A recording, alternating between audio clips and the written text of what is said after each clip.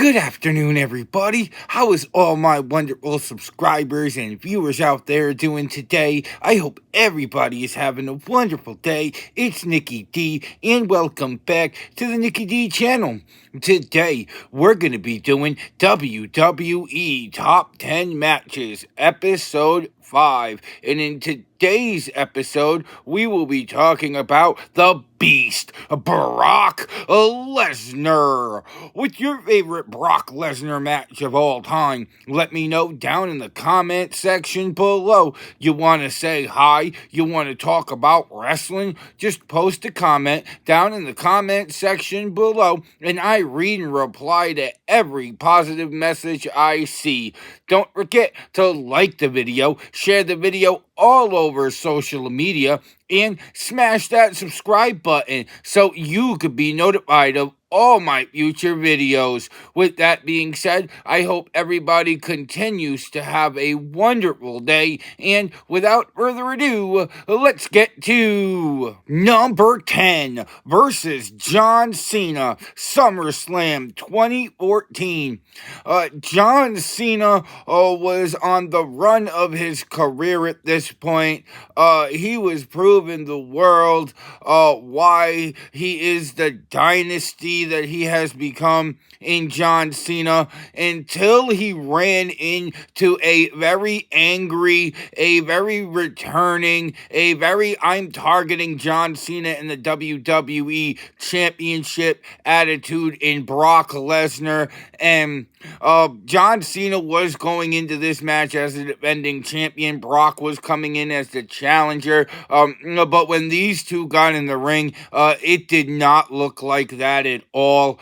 This was a showcase of how dominant Brock Lesnar can look, because we was 2 minutes into this match, and John Cena had already taken 4, 5, 6 German suplexes.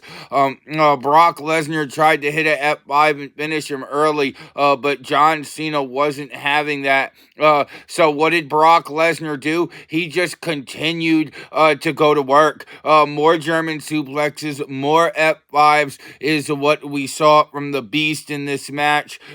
This match was for the WWE World Heavyweight Championship. It did go 16 minutes and 5 seconds on this evening.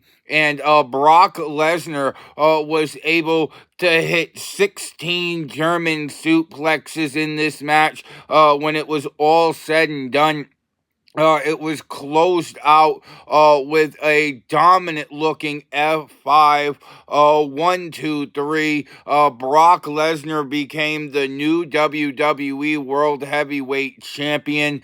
But it makes it on this list because of how one-sided this match was. I mean, this was all Brock Lesnar. The challenger in this match was heavily favored in any championship match that I can remember. I can never remember the champion being an underdog as much as he was in this particular match.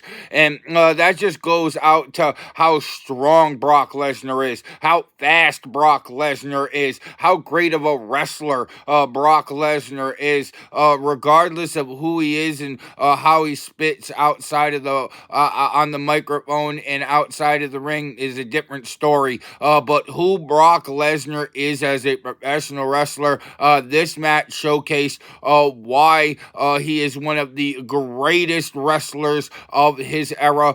There's no denying that. And to be able to go out there and dominate somebody like John Cena, who has a resume long enough for 10 WWE superstars to make it to the Hall of Fame, was just a showcase of just brilliance. And I absolutely loved seeing this dominant version of Brock Lesnar, which is why it makes it on this list. Anytime Brock Lesnar and John Cena got in the ring, it was definitely sports entertainment at its finest. And now we have our first honorable mention of the evening, and that goes to versus Kurt Angle at SummerSlam 2003.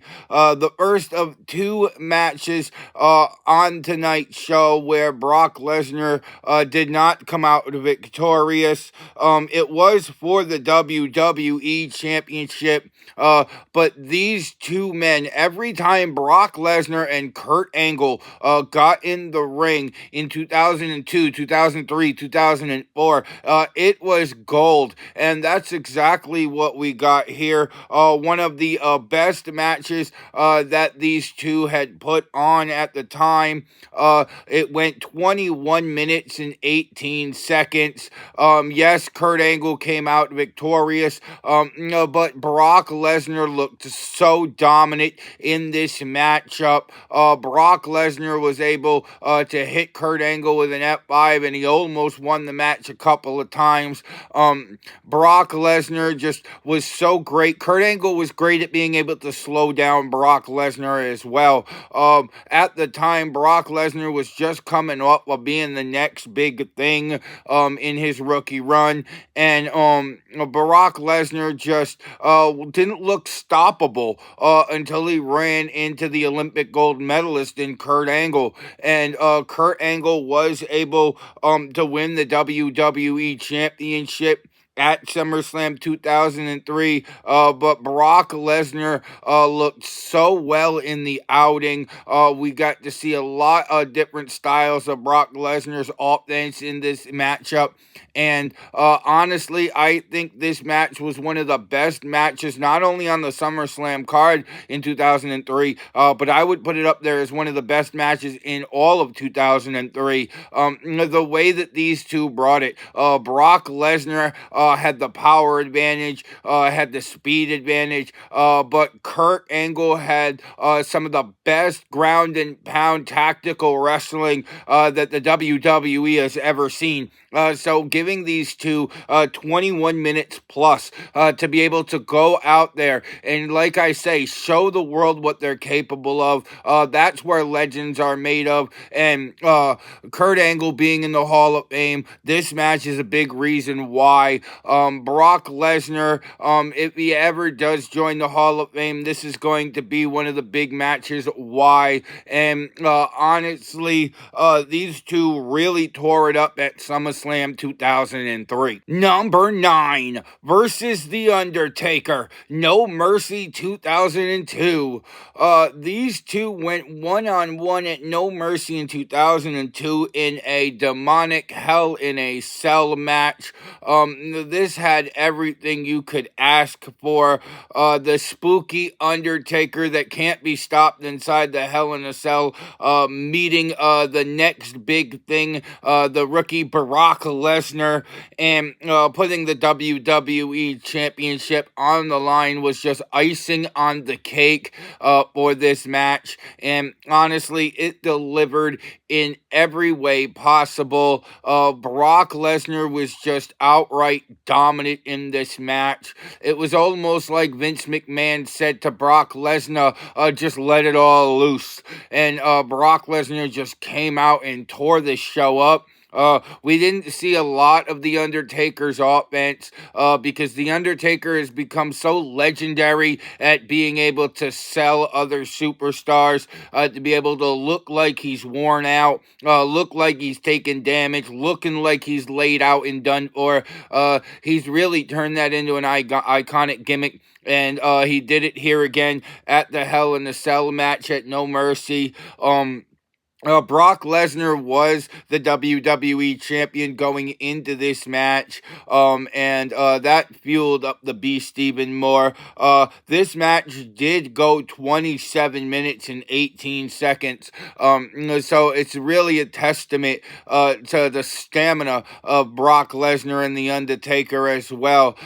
When thinking about the Brock Lesnar, you think about power, you think about speed, you think about being agile and in the ring. A lot of people don't realize that Brock Lesnar can go the distance when he needs to, and he definitely was able to go the distance a whole 27 minutes inside the Hell in a Cell structure with The Undertaker, no less. Brock Lesnar put all of that aside him and just went out and dominated this match. He ended up defeating The Undertaker inside the structure to retain the WWE Championship. But still, Brock Lesnar is just unlike any beast we had ever seen before in WWE at this time. And putting down a legend name like The Undertaker in 2002 was definitely one of the biggest scalps, one of the biggest people you can have on your victim list at the time. And honestly, this was an excellent showcase in the ability of Brock Lesnar and how well he can just outright dominate his opponent no matter the situation. Brock Lesnar and The Undertaker definitely put on a classic at No Mercy in 2002. Number 8, the 2022 Elimination Chamber match. Buckle up, folks, because this whole video is just a ride of Brock Lesnar destruction as we saw inside the Elimination Chamber in 2022. It was Brock Lesnar versus AJ Styles versus Austin Theory versus Riddle versus Seth Rollins.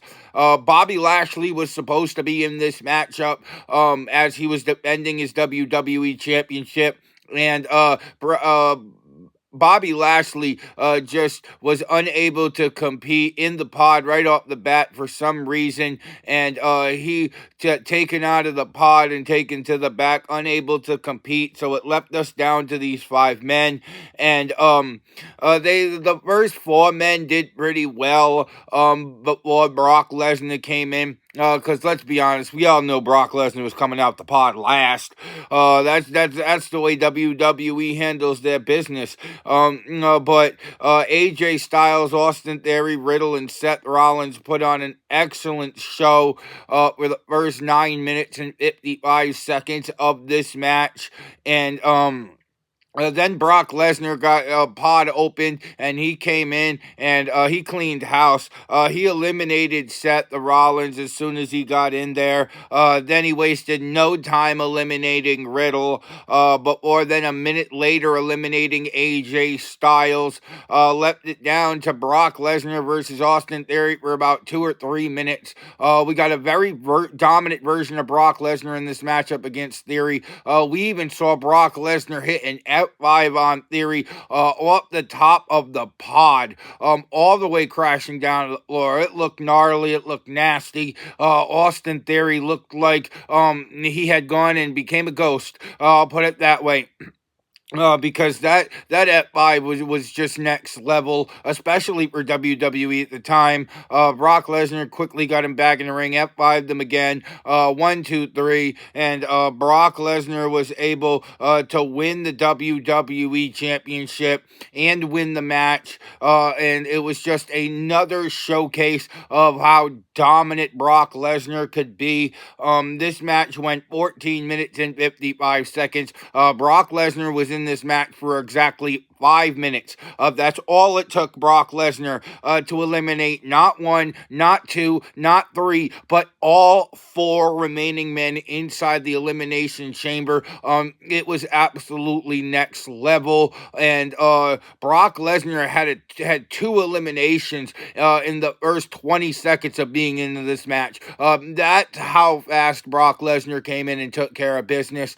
Honestly, I think it was one of the most dominant performances Brock Lesnar has ever had in his career to eliminate 4 superstars win the Elimination Chamber and do it in exactly 5 minutes. Outright amazing. And honestly, it was one of the Brock Lesnar's best moments of his career. Number 7 versus AJ Styles, Survivor Series 2017. Now we go. Welcome to Survivor Series Battle for Brand Supremacy. We have representing Monday Night Raw, Brock Lesnar, and we have representing Friday Night SmackDown, the WWE Champion AJ Styles, in a champion versus champion match. And honestly, this delivered up to the billing. It wasn't just Brock Lesnar dominating. AJ Styles was able to move around the ring for a little while and create some offense in this match. And we really got to see the beauty of a big guy like Brock Lesnar taking on a smaller competitor like AJ Styles. AJ Styles is not small by any means, but he's definitely small when you compare him to somebody like Brock Lesnar. But Brock Lesnar did have glimpses where he was able to dominate this match, but the craftiness of AJ Styles, the being able to reverse things, the way AJ Styles is able to flip the script that he needs to, he was able to do that a couple of times here to stun the Beast. But all that really did at the end of the day was anger the Beast even more. Brock Lesnar just absolutely went to town on AJ Styles from there, and Brock Lesnar did walk out victorious after hitting AJ Styles with an F5. And Brock Lesnar and AJ Styles, I absolutely loved this match. It only went 15 minutes and 25 seconds, but it really felt like it went 25 minutes with how fast they were moving around in the ring and how well they were being able to maneuver each other during this match. I really feel like AJ Styles and Brock Lesnar is an excellent version of big man versus small man. I know we've seen extreme versions of that in the past. Yes, I'm looking at you, Rey Mysterio versus Great Khali. But I think that this match in particular really toned to AJ Styles. It made him a better wrestler, getting in the ring with somebody like Brock Lesnar. And Brock Lesnar with a nice change of pace. Instead of always facing somebody his size like Bobby Lashley or Omos, he was able to get in the ring with a smaller competitor to be able to change the script on that as well. I think a lot of people forget that Brock Lesnar can keep up with a lot of the little guys. He's very fast. He's quick to turn on a dime to take control of a match, and that's one of the dominating and scary things about Brock Lesnar. Not only is he fast and he's powerful, but he's also crafty and technical too. So seeing Brock Lesnar versus AJ Styles in the ring was definitely one of my dream matches. Number 6 versus Randy Orton, SummerSlam 2016. Okay, warning ahead. If you can't handle gruesome, gnarly things, then I would definitely skip to the next entrant in this video.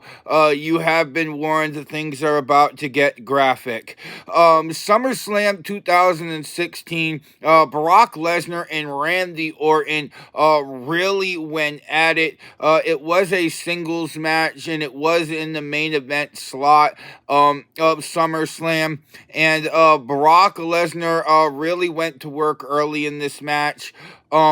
This match was definitely Brock Lesnar German suplex, Brock Lesnar German suplex, Brock Lesnar ground and pound.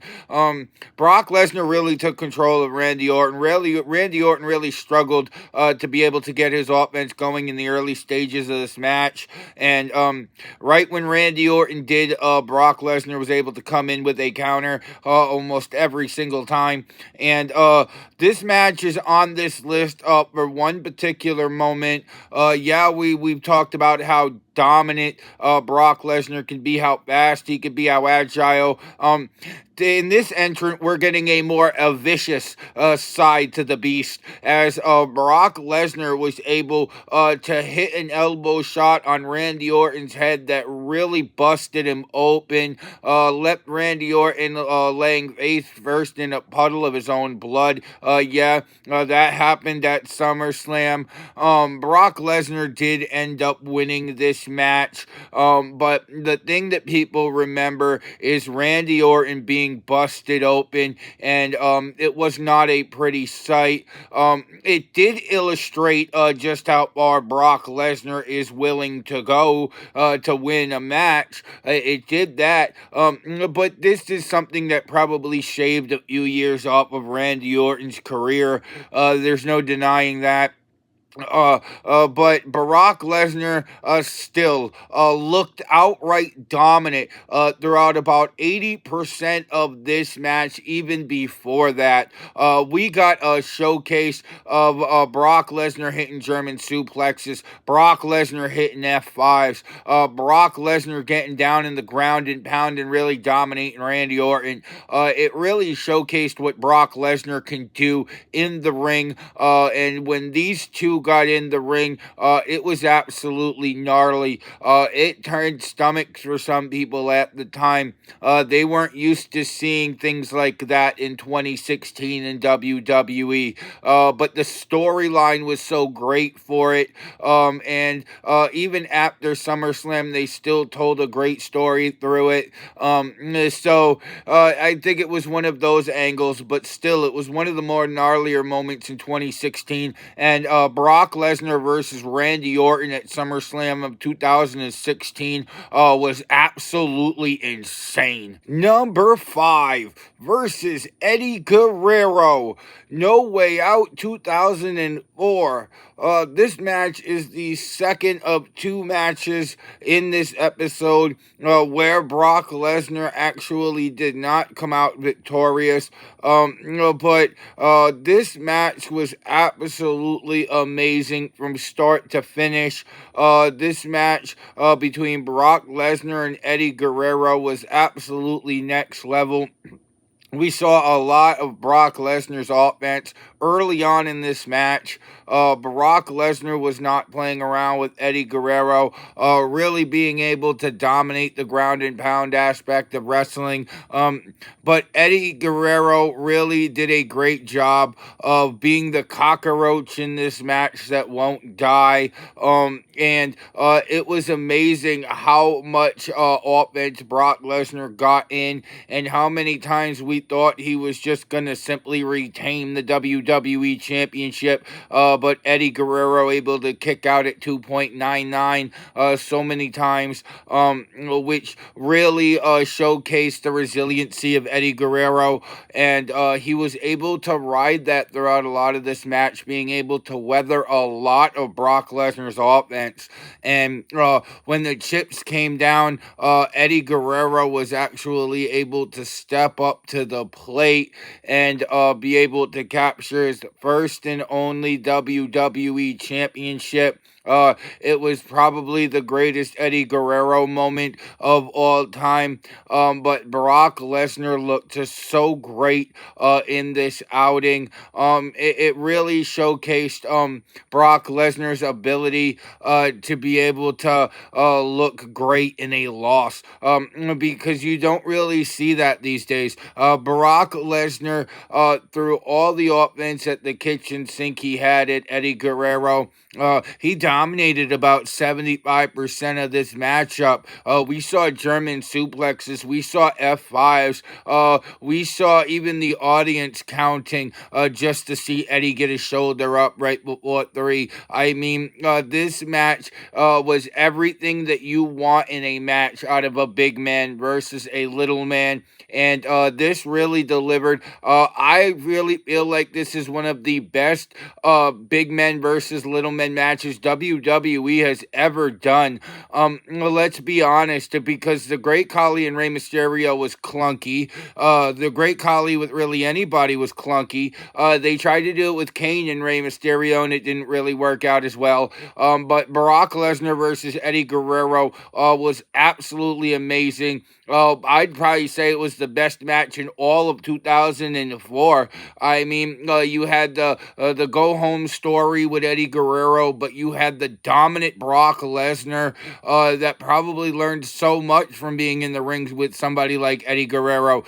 So it was definitely two of the best going at it in 2004, and honestly, it is a classic that I definitely suggest you go back to watch. Number 4 versus John Cena versus Seth Rollins Royal Rumble 2015.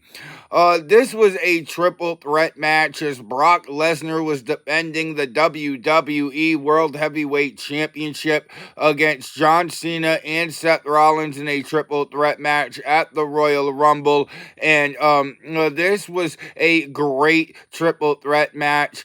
We had a lot of triple threat spots between these three men, and honestly, I would say it was one of, if not the greatest triple threat match WWE has ever had. Brock Lesnar looked so excellent in this match, being able to fly around the ring, being able to really dominate John Cena and Seth Rollins in portions of this match. We definitely saw why Brock Lesnar was the WWE World Heavyweight Champion in this match. They had time too. They had a good 22 minutes and 42 seconds to go out there and put out a show. Well, that's how much time they used, and they used every second to the fullest, in my opinion. There were spots where you thought we was going to see a new champion in John Cena. There were spots where you thought we was going to see a new champion from Seth Rollins, and Brock Lesnar just shut all of that down. A excellent performance from all three men in this match. But the Beast showed the world why he's a beast. You could throw one guy at him, you could throw two guys, three guys, four guys. Brock Lesnar is still going to come out victorious.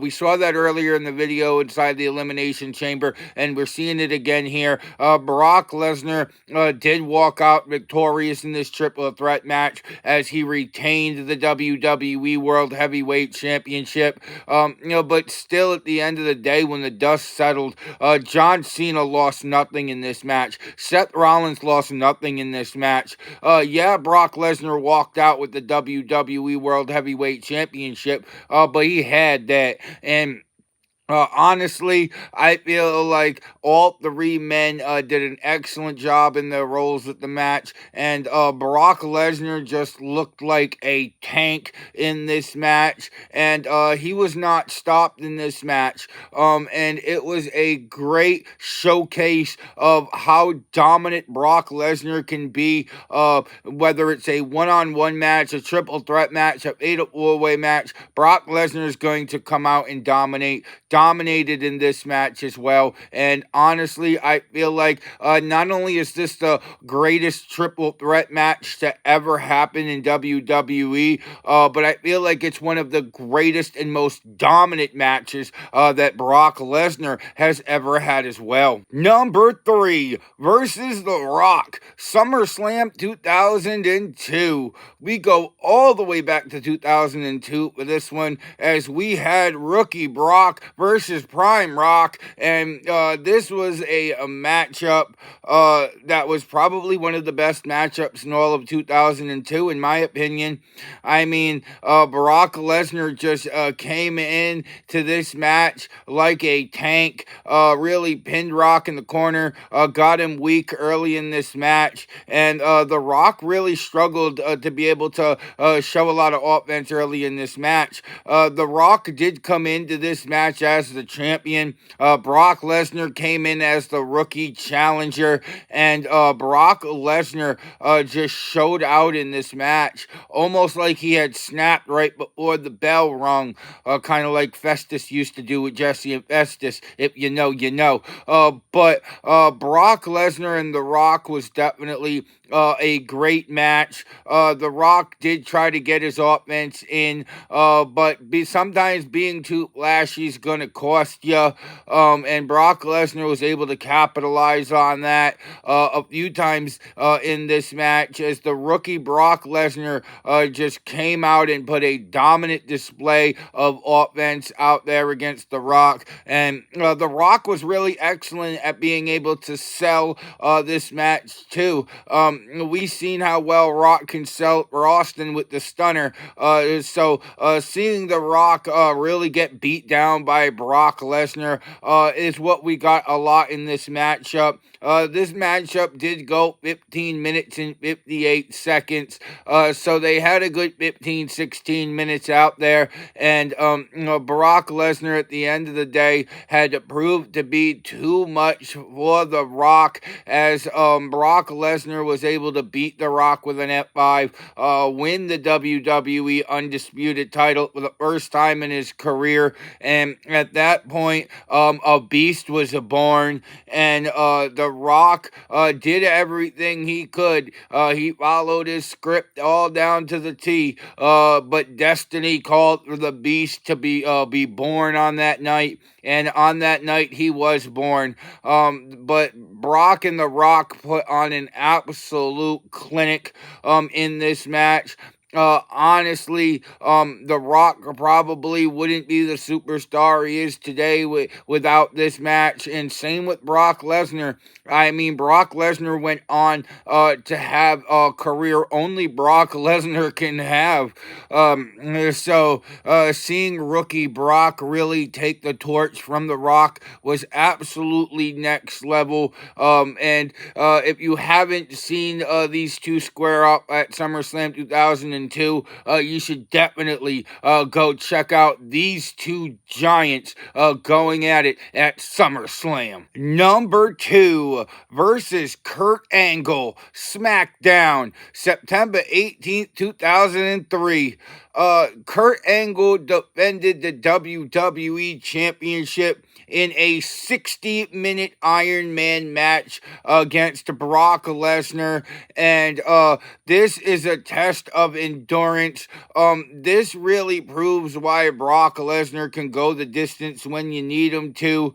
And Brock Lesnar came out early in this match and really built a good lead on the Olympic gold medalist, who was coming in the champion. But Brock Lesnar probably needed a few more falls early on to really clinch it. It was 5-4 with about 2 minutes to go, though. And Brock Lesnar, this is the reason why he's very smart. He's very tactical. Brock Lesnar realized he was up by 1.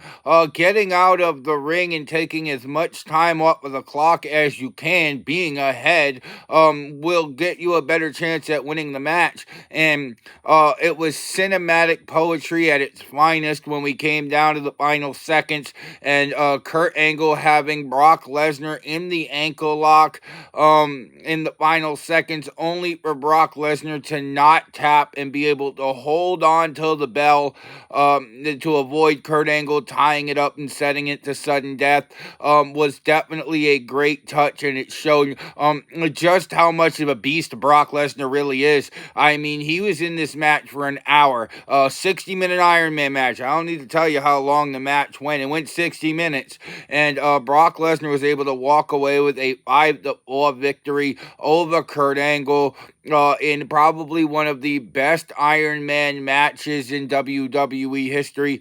Definitely one of the best to ever be featured on a Friday Night SmackDown, that's for sure. And Brock Lesnar walked out with the WWE title, solidifying his legacy at the time. And it was just a wonderful match to see. And honestly, I wouldn't have wanted two other men in the spot at this time. In 2003, Brock Lesnar and Kurt Angle were both in the prime of their careers, and it was a do it then or don't do it at all kind of feel for me. And it's so happy they decided to do it, because it turned out to be some of the best wrestling that WWE has ever done. Kurt Angle in the Hall of Fame because of this match with Brock Lesnar.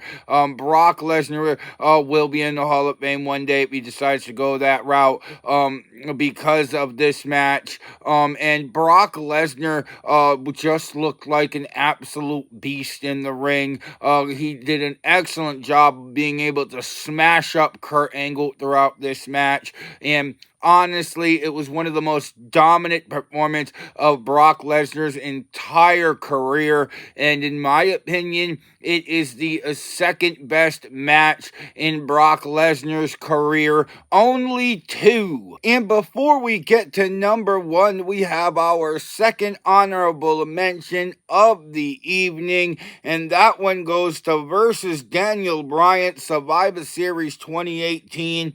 And Brock Lesnar and Daniel Bryan inside the ring was an absolute masterpiece. It was a champion versus champion match with Brock Lesnar representing Monday Night Raw and Daniel Bryan representing Friday Night SmackDown. But still, it was an absolute excellent match.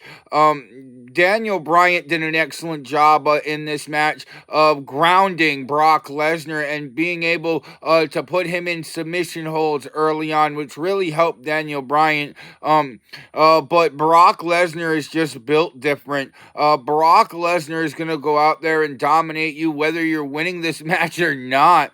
And that's what Brock Lesnar really did in this match.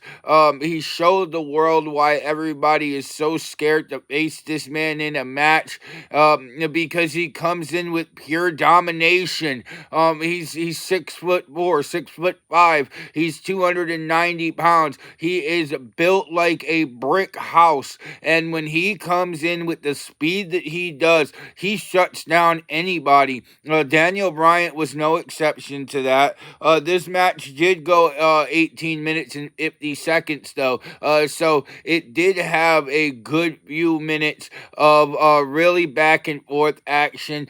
Daniel Bryan was able to turn the tide a few times in this match to really give you the feel that they're going to make SmackDown the winner, because this really was for brand supremacy at the time, and that was the most important thing, because all this match really did to the Survivor Series evening was add 1 point to one brand side, depending on whether who won between Raw or SmackDown. So it was still great that we were able to still get a great wrestling match out of these two. I would be up there to say that this is one of the best Daniel Bryan matches of his career as well. Getting in there with somebody like the Beast of Brock Lesnar for almost 20 minutes and be able to come out and tell the tale about it was definitely great by Daniel Bryan. But Brock Lesnar just feasted in this match. He almost did what he wanted to do when he wanted to do it in this match, and it really showcased how dominant Brock Lesnar can be on almost any given evening. He did win this match for a point for Monday Night Raw after an F5 from to Daniel Bryan. But that's what we expected going into this match. It did deliver on a lot of great aspects, which is definitely why it's one of my honorable mentions on this list. But Brock Lesnar and Daniel Bryan would still be a match I might want to see today if both guys were up to it. I still think it could deliver to the aspect where it did in 2018, maybe even better.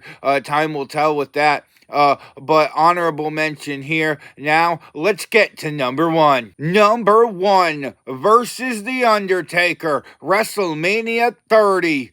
or as I like to call it, the day I wanted to stop watching wrestling. Brock Lesnar and The Undertaker went one-on-one at WrestleMania 30, and The Undertaker was 21-0 going into WrestleMania 30 in his whole career at the Showcase of the Immortals, and Brock Lesnar didn't care about any of that. He came in, he dominated The Undertaker early on, trying to put him away with a quick F5, but The Undertaker kicked out. And then we got a showcase of what Brock Lesnar is all about.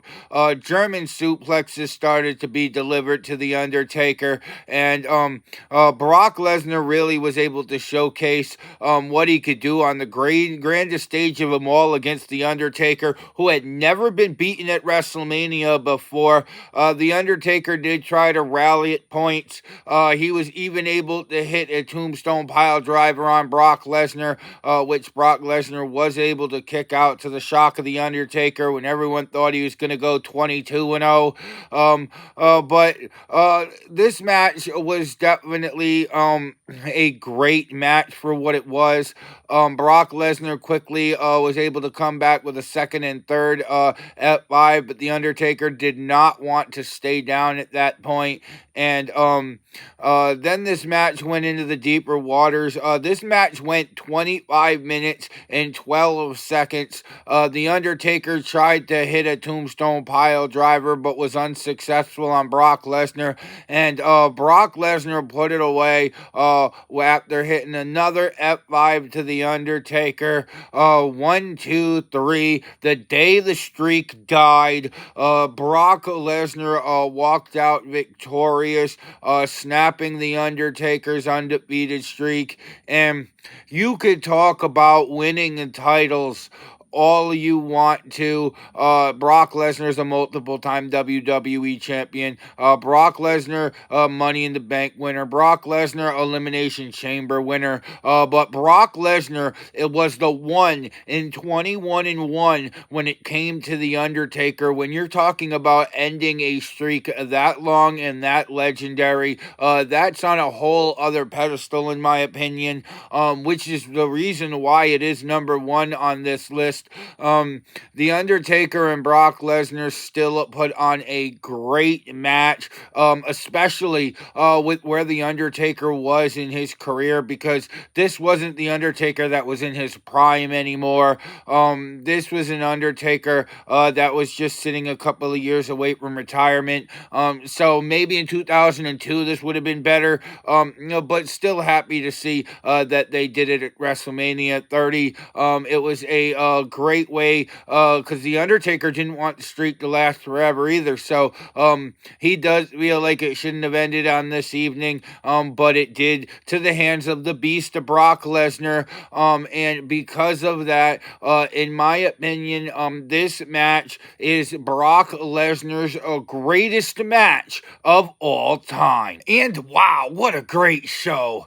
And that was WWE Top 10 Matches, Episode 5, featuring the Beast, Brock Lesnar. What's your favorite Brock Lesnar match of all time? Let me know down in the comment section below. You want to say hi? You want to talk about wrestling? Just post a comment down in the comment section below, and I read and reply to every positive message I see. With that being said, don't forget to like the video, share the video all over social media, and you made it all the way to the end of this video, go smash that subscribe button so you could be notified of when I drop my next video.